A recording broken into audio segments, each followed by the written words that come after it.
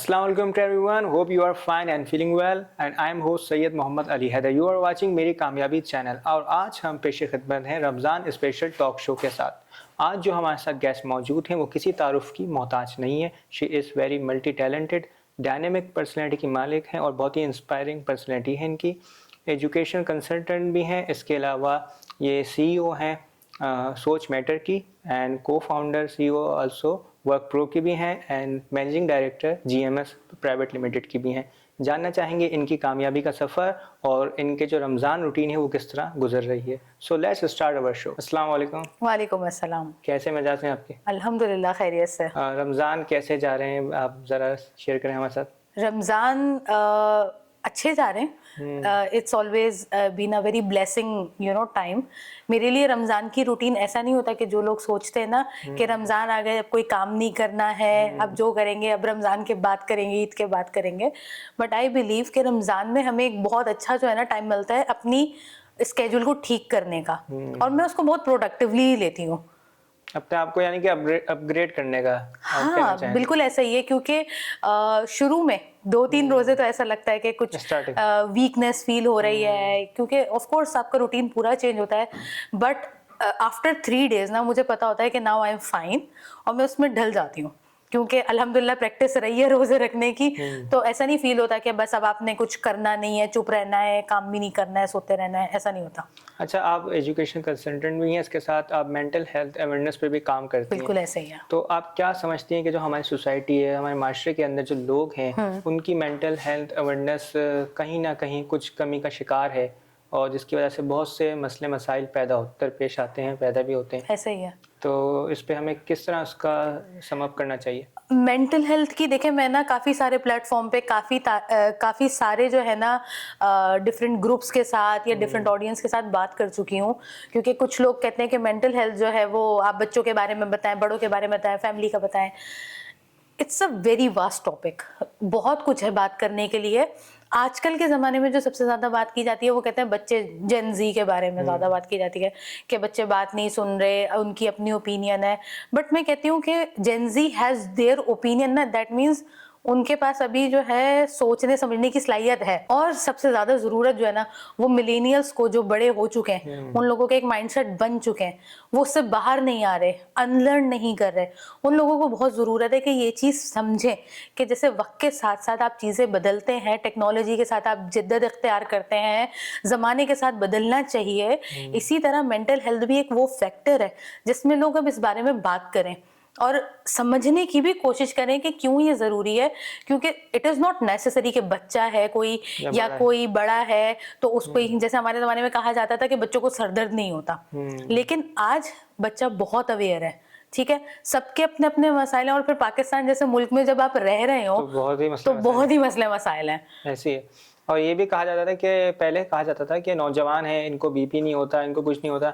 लेकिन आज के ज़माने में जो ज़्यादातर मसले मसाइल हैं, नौजवान कमर के दर्द का शिकार है, नौजवान घुटनों के दर्द का शिकार है, नौजवान को BP हो रहा है. तो ये मेंटल हेल्थ अवेयरनेस है. और असल में दूसरा हमारा जो मसला वो ये है कि हम इसको एक्सेप्ट नहीं कर रहे. अगर किसी के साथ कोई प्रॉब्लम है, किसी को साइकेट्रिस्ट की नीड है, तो वो भी उस तक नहीं पहुंच पा रहा. ये बिल्कुल जो है ना, इस चीज़ पे तो मैं काम कर रही हूँ हमारे पास. और ये मैं तकरीबन हर जगह जाके हर सेशन में ये बात बताती हूँ कि पाकिस्तान जहाँ पे 25 करोड़ की आवाम है, वहाँ अराउंड 500 साइकेट्रिस्ट मौजूद हैं. तो ये आटे में नमक के बराबर है. और हर कोई जिसको लगता है कि I am a good listener, या आप किसी से भी पूछें कि किसी को अगर मेंटल हेल्थ के हवाले से कुछ भी डिस्कस करना है, कोई भी किसी भी किस्म के टेंशन का, डिप्रेशन का शिकार है, वो किसी से डिस्कस करना है ना, तो ये मेरे पास इसका बाकायदा सर्वे मौजूद है. आंसर आता है कि नमाज पढ़ो, दीन से दूरी है, मोबाइल ज़्यादा यूज़ कर रहे हो, टाइम पे नहीं सो रहे. इतने हम लोगों ने कुछ स्टीरियोटाइप्स कर लिए हैं, इतना स्टिग्मेटाइज कर दिया इस टॉपिक को कि हमें लगता है कि शायद as a person, as a इंसान हर कोई गलत ही है. जबकि आप ये देखें कि वो वजह क्या है, रूट कॉज मालूम करने की कोई कोशिश नहीं कर रहा होता. और मेरा एम्फेसाइज ये होता है कि आपने कोई भी चीज़ करनी है ना, या कोई भी आपको अगर मुश्किल नज़र आ रही है, उसकी रूट कॉज जानने की कोशिश करें. अगर बच्चे को सर दर्द हो रहा है जैसे आपने कहा कि बच्चों को नहीं होता या कमर दर्द नहीं होता, हो सकता है उस बच्चे की आई साइट वीक हो। ऐसे। काफी सारे बच्चे हैं जो अब मुझे पता चला है कि जब बचपन में हम सुनते थे कि बच्चे शरारत कर रहे हैं, पढ़ना नहीं जानते, मुझे पता चला है कि लर्निंग डिफिकल्टीज, डिसलेक्सिया जैसी बीमारी है जिसमें बच्चों को पढ़ने में, आपने एक मूवी देखी होगी, इंडियन मूवी है तारे जमीन पर, उसमें बहुत साफ उसमें दिखाया गया है कि उसको मिरर इमेजेस नजर आते हैं, यानी जो अल्फाबेट्स लिखे हुए होते हैं वो बिल्कुल उसको मिरर रिफ्लेक्टिव नजर आते हैं। क्यों नजर आते हैं? या वो बच्चा क्या देख रहा है? कोई तो रीजन है ना, हो सकता है क्योंकि आप किसी के जहन और किसी की आंखें नहीं देख सकते। वहां पे सबसे ज्यादा जरूरत होती है कि बड़े भी समझे कि प्रॉब्लम क्या है, और बच्चे तो वो तो हमने ही गाइड करना है, हमने ही मेंटोरशिप करनी है। हम मतलब उन चीज़ों को निगलेक्ट कर रहे हैं जो इश्यूज हैं, बिल्कुल ऐसा ही है, उनके तरफ नहीं आ पा रहे। बिल्कुल ऐसा ही है। अच्छा, मुझे थोड़ा अपने बारे में बताइएगा कि आपका 11 इयर्स का एक्सपीरियंस है इसमें सोशल डेवलपमेंट के अंदर भी, और आपने पाकिस्तान को ग्लोबल लेवल पर भी रिप्रेजेंट किया है, तो क्या सिनेरियो रहा और क्या फीलिंग थी जब आप पाकिस्तान को रिप्रेजेंट कर रही थी? देखिए, पाकिस्तान को रिप्रेजेंट करना ना मेरे लिए बहुत ऑनर की बात है, क्योंकि मुझे अपने मुल्क से बहुत मोहब्बत है। और अभी भी काफ़ी सारे लोग मुझे कहते हैं कि हिबा तुमने इतना पढ़ लिया है, तुम बाहर जाओ, अपॉर्चुनिटीज़ मिल जाएंगी। मैं अभी भी चाहती हूँ कि मैं अपने मुल्क को ही रिप्रेजेंट करूँ और अपने मुल्क में रहते हुए काम करूँ, जो भी हालात हैं। अब रमज़ान के महीने में मैं इस चीज़ को बहुत पॉजिटिव मैसेज देना चाहूँगी कि हमारे ईमान का तकाजा क्या है। हमारे ईमान का तकाजा ये है ना कि आप जहाँ पर हैं वहाँ पे करप्शन ना हो, आप चैरिटी बिगिंस एट होम, आप खुद सही होना शुरू करें, कोई दूसरा गलत कर रहा है तो उसे टोकें। हमारे मॉडर्न ज़माने ने इसको क्या बना दिया है, कोई कुछ गलत कर रहा होता है तो कहते हैं उनकी लाइफ है, उनको जीने दो, they have right to live. ठीक है, आप किसी को मना करेंगे, आप कह देंगे कि नहीं, आप उनके साथ जो है ना वॉयलेट कर रहे हैं उनके जो ह्यूमन राइट्स हैं। ठीक है, अगर आप कोई सही काम करना चाहेंगे तो लोग आपका मजाक उड़ाएंगे कि दुनिया तो उस राह पे चल रही है, आप क्यों अलग चल रहे हैं। सही है, हम एथिकल वैल्यूज भूलते जा रहे हैं। तो इंटरनेशनल लेवल पे भी जब हम पाकिस्तान को रिप्रेजेंट करने मैं गई तो लोगों के सामने ना एक अजीब सा इमेज बना हुआ है कि पाकिस्तान में जो है ना बहुत हालात ख़राब हैं, ख़वातीन को पढ़ने नहीं दिया जाता, आगे नहीं बढ़ने दिया जाता, बहुत ज़्यादा जो है ना उनको एकदम बंद करके रखा जाता है और उनको आज़ादी अंडर डेवलप, और भाई बहुत ही हम लोग किसी और जो है एक ना तो मैं ये सुनता हूँ कि वो आटा खत्म हो गया पाकिस्तान में।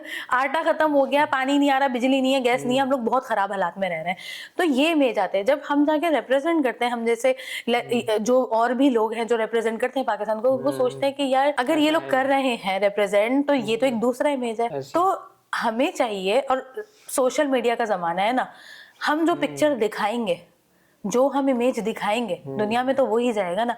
ये आपका और मेरा काम है कि हम एक पॉजिटिव इमेज दिखाएं। पाकिस्तान में बहुत सारी अच्छी चीजें भी हैं, हाँ वो अलग बात है कि पॉलिटिकल सिचुएशंस की वजह से हम नहीं कर पाते, बट स्टिल अच्छे लोग मौजूद हैं। ऐसी है, डेफिनेटली ऐसी। अच्छा, एजुकेशनल कंसल्टेंट, आप क्या समझते हैं कि जो पाकिस्तान का तालीमी निज़ाम है वो किस हद तक बेहतरी की जानिब बढ़ रहा है और उसमें कितनी खराबियां अभी इस वक्त मौजूद है जिनको हमें हल करना है? देखें, तालीमी निज़ाम जो है ना एजुकेशन का, उसके बारे में कुछ भी कहना ना बहुत कम होगा। मैं अभी इतने एक एपिसोड में या एक इंटरव्यू में मैं इस चीज़ को समराइज ही नहीं कर सकती। हमारा एजुकेशन निज़ाम बिल्कुल तबाह हो चुका है। दो रीज़न है। हमें बचपन से पढ़ाया जाता था तालीम और तरबियत। हमारे पास ना एजुकेशनल निज़ाम में शायद तालीम बिक रही है। ठीक है, तालीम मिल नहीं रही है, तालीम बिक रही है, बिजनेस है, और तरबियत का फुकदान है। आपके पास जो टीचर्स मौजूद हैं, आपके पास जो मेंटोर्स मौजूद हैं, उनको खुद नहीं पता, वो अपनी जॉब्स को सिक्योर करने के चक्कर में जो है ना वो कुछ भी कर रहे हैं, टाइम पास कर रहे हैं। टीचर्स ट्रेनिंग नहीं है, सिलेबस हमारा रिवाइज नहीं हुआ हुआ। बच्चे कहते हैं, मैंने अभी यूनिवर्सिटीज़ के साथ, कराची की यूनिवर्सिटीज़ के साथ मैंने सर्वे किया था, जो कि मेरा आर्टिकल भी पब्लिश हुआ है, जिसमें बच्चे इस बात पे परेशान है कि अगर टीचर की मेंटल हेल्थ सही नहीं है ना तो बच्चा तो बेचारा कुछ कर ही नहीं पा रहा है ना। फिर तो वो यूनिवर्सिटी जाते हुए, क्लास जाते हुए घबराते हैं, अटेंड नहीं करना चाहते यूनिवर्सिटीज को। उनको लगता है वहां पे एक रेट रेस है, बुलिंग हो रही है। ठीक है, तो जब हमारे अपने इदारे इस तरह के बन गए ना, जहाँ पे हमारी आने वाली जनरेशन, जो हमारी यूथ है, नौजवान है, वो सेफ फील नहीं कर रही, तो यूथ जिसको कहा जाता है फ्यूचर ऑफ नेशन, हमारा मुल्क किधर जाएगा? अफरा तफरी का आलम है, और पढ़ाई के नाम पे पढ़ाई नहीं हो रही है। ये बात आपको भी पता है, मुझे भी पता है, हम दोनों ऐसे है। तालीम इदारों से गुजर कर आए हैं और हमें पता है कि करिकुलम कितना रिवाइज हुआ है। हम आज भी वही पुरानी चीजें पढ़ रहे होते हैं जिसका अमली जिंदगी में कोई इम्प्लीमेंटेशन नहीं होता है। बिल्कुल ऐसे ही है। और मैं तो अभी ये चीज़ देख रहा हूँ, जो बोर्ड वगैरह हैं, सिंध बोर्ड वगैरह, यहाँ पर हर साल और मतलब न्यू चीज़ें उनको प्रिंट किया जा रहा है और वो पुरानी चीज़ें जो हैं वो हट रही हैं, लेकिन फिर हर साल जो है कोई नई किताब छप जाती है। उससे बताऊँ कि मसला क्या हो रहा है, उससे क्रिएट ये हो रहा है जब बच्चे एग्जाम में जाते हैं ना, तो उनके लिए चैलेंजेस का सामना होता है कि वो उसको किस तरह सॉल्व करें। बिल्कुल ऐसे ही है। और हमें पता नहीं होता कि हमने कौन से करिकुलम को फॉलो करना है। देखिए, किताबें आप कितनी छाप लेंगे, ठीक है, अगर प्रैक्टिकलिटी नहीं है ना तो उन किताबों को छापने का फायदा नहीं है। बच्चा एक चीज जो किताब में लिखी हुई है वो समझ नहीं पा रहा क्योंकि उस पे अमल करने का तरीका नहीं बताया जा रहा। हम आज भी कहते हैं कि आपने अगर किताब पढ़ ली, मैं ये नहीं कह रही किताबें ना पढ़े, मैं स्कूलों में वो निजाम होना चाहिए जहाँ पे स्किल डेवलपमेंट हो, ऐसी है, बच्चों प्रैक्टिकल को होना बेसिक चाहिए। चीजें आनी चाहिए, सिविक सेंस सिखाएं। मुझे बताएं किस स्कूल में बताया जा रहा है, वो वनडे एक्टिविटी रख लेते होंगे जब वर्ल्ड इंटरनेशनल डे कोई होता होगा तो उनको बता देते होंगे कि हाँ ये चीज होती है, ये सिविक सेंस होता है, ये ह्यूमन राइट होता है, और उस दिन कोई टैब्लो शैब्लो करा लिया या बच्चों को कलर डे करा लिया, ऐसी है। वो वाले काम हो जाते हैं। लेकिन आप मुझे ये बताएं कौन सा तालीमी इदारा है वो बताए ड्राइविंग के असूल क्या है, वो बताए कि आपको कोई भी अगर निज़ाम चलाना है, फॉर एग्जांपल अपने गली का मैनेजमेंट है जिसको यूनियन वाले चलाते हैं, वो तो हमारे यहाँ सारे बुढ़े बाबा चला रहे होते हैं जो फारिग होकर बैठे होते हैं, किसको बताया जाता है कि गली का निज़ाम ऐसे सही करना है? या आपके स्कूल में कहाँ बताया जाता है कि अगर आपको कोई यूनियन काउंसिल का मसला है तो आपने एटलीस्ट जाके बात किससे करनी है? ठीक है, हम आज भी लिखते हैं उर्दू में वो वाला खत, अपने दोस्त को खत लिख दें या अपने प्रिंसिपल को छुट्टी की दरखास्त लिख दें। कौन लिखता है? हाँ, छुट्टी की दरखास्त लिख दें। ये नहीं है आजकल के जमाने में। I mean, अगर आपको लिखना सिखाने, कुछ इंटरेस्ट डेवलप करें जो आज के जमाने के हिसाब से हो, उन बच्चों के इंटेलेक्चुअल लेवल के लिहाज से हो, उसमें इंटरेस्ट पैदा करें। बच्चे नहीं पढ़ने वाले, ये बुक किताबें उठा के उनको पढ़ा दी, उनके ऊपर लाद दी, उनको समझाना पड़ेगा, उस प्रैक्टिकलिटी में लाना पड़ेगा। ऐसी है, मतलब बच्चों को हमें ये चीज़ सिखानी चाहिए कि आप उस चीज़ को समझें और अपने ओन वर्ड्स में लिखें, आप अपना खुद चीज़ क्रिएट करें, ना कि आप रट्टाफिकेशन की तरफ जाएं। बिल्कुल ऐसा ही है। अच्छा, इसके अलावा फीमेल एम्पावरमेंट के हवाले से आप तो क्या देखती हैं कि ख़वातीन जो हैं उनके क्या मसले मसाइल हैं और उनको उससे किस तरह से अपग्रेड करना है अपने आप को आज की सोसाइटी में? देखिए, मैं आज जो बात करूंगी ना वो आपको शायद लगेगा कि मैं बहुत कंजर्वेटिव या बहुत दकियानूसी खातून हूँ, लेकिन इस्लाम में ना ख़वातीन को हमेशा से राइट्स हासिल है, ठीक है। और आप माने या ना माने, ये मेरा एक अपना ओपिनियन भी है और मैं इस चीज़ को सही भी मानती हूँ कि अल्लाह ताला ने अगर मर्द और औरत बनाए ना, सोसाइटी में दो जेंडर्स बनाए हैं, तो वो किसी वजह से बनाए। मर्द को एक जो आपकी हार्ड वर्क है उसके लिए ही बनाया गया है और औरत को जो घर में रहते हुए काम करने के लिए उसके लिए बनाया गया है। मैं ये नहीं कह रही हूँ कि अब औरत को घर से निकलना नहीं चाहिए, क्योंकि हमारे पास हजरत आयशा, हजरत खदीजा जैसी भी खवातीन मौजूद हैं जो बिजनेस करती थी। हजरत खदीजा खुद ट्रेड का काम करती थी। हम हजरत फातिमा, हजरत आयशा स्कॉलर्स थी, ठीक है, क्योंकि हुजूर सल्लल्लाहु अलैहि वसल्लम के जितनी भी अहादीस होती थी उनको लिखता कौन था, उनको रिकॉर्ड कौन करता था? वही लोग करते थे, वही करते थे। एग्जैक्टली, अगर खवातीन का रोल मॉडल कहा जाता है तो वो हजरत आयशा को कहा जाता है। वो इसीलिए कहा जाता है because they were empowered women. तो हमारे मजहब में हमेशा से एम्पावरमेंट खवातीन के लिए मौजूद है, ठीक है। हमने as a nation, we have failed as a nation, I would say. हमने अपने लिए चीजें मुश्किल बना लिया। खवातीन को लगता है कि अगर अब अकेली हो जाएंगी, हम घर से अलग हो जाएंगी, हम अपना घर खानदान छोड़ देंगी तो हमें एम्पावरमेंट मिलेगी। ऐसा नहीं होता। और एम्पावर्ड खातून मेरे नजर में वो है जो खानदान को बांध के रखे, जो चीजों को मिला के रखे। ये काम है एक औरत का, उसके अंदर अल्लाह ताला ने वो सलाहियत दी है। This is empowerment for me. बाकी इस चीज को मर्द हजरात को भी समझते हुए चलना चाहिए कि आप खवातीन को इसलिए अच्छी तालीम नहीं दिलाएंगे, आपने उनको कोई बाहर जॉब्स बड़ी बड़ी करानी है या क्या, क्योंकि उन्होंने आपकी नस्ल को एजुकेटेड बनाना है, राइट। तालीम इसलिए जरूरी है, और तालीम इसलिए भी जरूरी है क्योंकि जो खवातीन हैं, जो औरतें हैं, उनकी जो औलाद है वो उनसे तालीम सीखेगी। Exactly, तो ऐसा क्या ही है। माँ की जो पहली दरसगाह है, माँ बच्ची की गोद है वो हाँ, पहली माँ की गोद दरसगाह होती है, ऐसा ही है बिल्कुल। तो ये चीजें हमारे माशरे में बहुत जरूरी होनी चाहिए। बहुत जरूरी है। और इन पे जो खवातीन समझते हैं कि हम बाहर चले जाएंगे, थोड़े से मॉडर्न कपड़े पहन लेंगे। देखें, अल्लामा इकबाल का शेर है कि अपनी मिट्टी पे चलने का सलीका सीखो, संगे मरमर पे चलोगे तो फिसल जाओगे। हम वेस्ट को सीख सीख के और उसको अपना अपना के ना, जो हमारा माशरती निज़ाम था जो कि बहुत ही सॉलिड था, उसकी रूट्स थी, हम उनको भूल रहे हैं। और हमें चाहिए कि हम उन चीज़ों को वापस से जो है ना रिकॉल करें, हम वापस से अपनी सकाफत को, अपनी कंट्री को, अपनी चीज़ों को अगर जानने की कोशिश करें ना, तो शायद जो मुल्क के पूरे अफरा तफरी के निज़ाम में जो हालात हुए हैं ना, वो शायद सही हो जाए। लेकिन अब लोगों ने जब अपनी वतन से ही मोहब्बत करना छोड़ दिया है और उनको लगता है कि बाहर चले जाएं और हम कोई मसले मसाइल हल हो जाएंगे। नहीं, आपने उस सिस्टम का हिस्सा बनना पड़ेगा।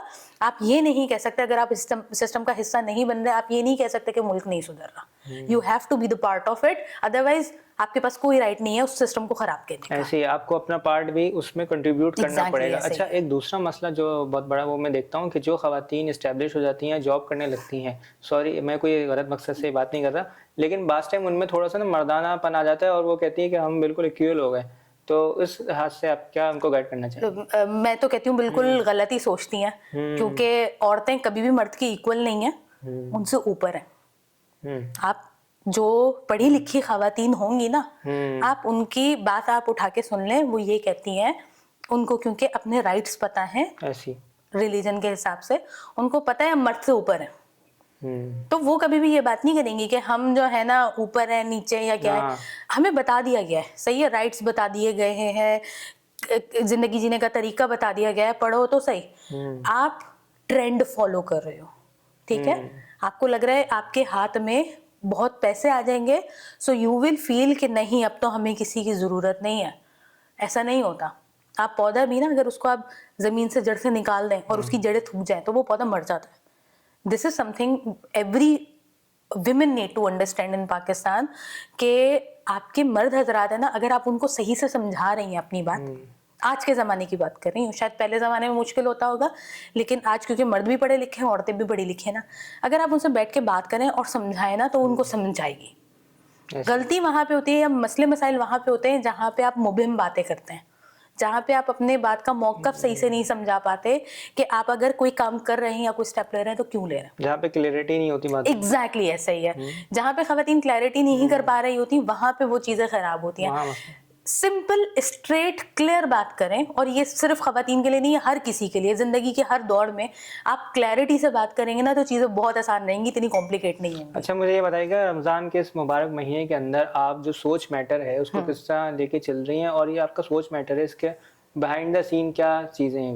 देखिए, सोच मैटर नाम से ही आपको पता लग रहा होगा, it is not just a platform जहाँ पे हम मेंटल हेल्थ की बात करें, बल्कि मैं इसको हमेशा से इस तरह का प्लेटफॉर्म बनाना चाहती हूँ जहाँ पे थॉट प्रोवोकिंग भी बात हो, ठीक है, जहाँ पे हम स्टिग्मास को तोड़ें। जो आपके पास जो दखियानूसी चीज़ें बन गई हैं ना, कहीं कहीं से सुन के, जो जिनके कोई प्रूफ नहीं है, कोई रेफरेंस नहीं है, आप उन चीज़ों में बात करें और सही चीज़ को सामने लेकर आएं और उसको प्रमोट करें।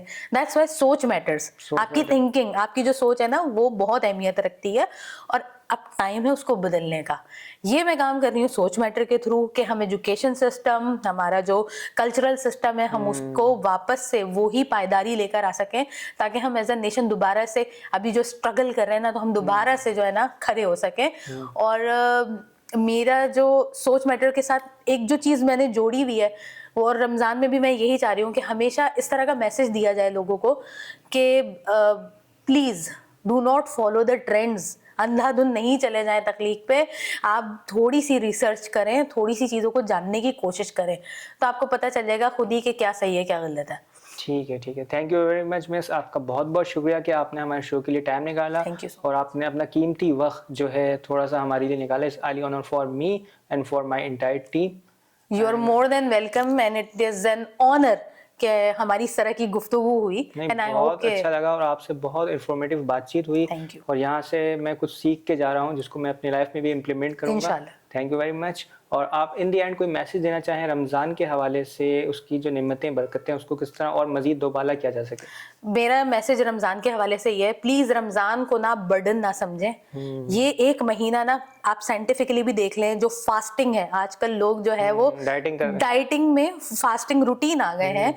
अल्लाह ताला ने निज़ाम ऐसा बनाया है कि पूरे बेशक। साल में आपको एक पूरा महीना ऐसे देते हैं।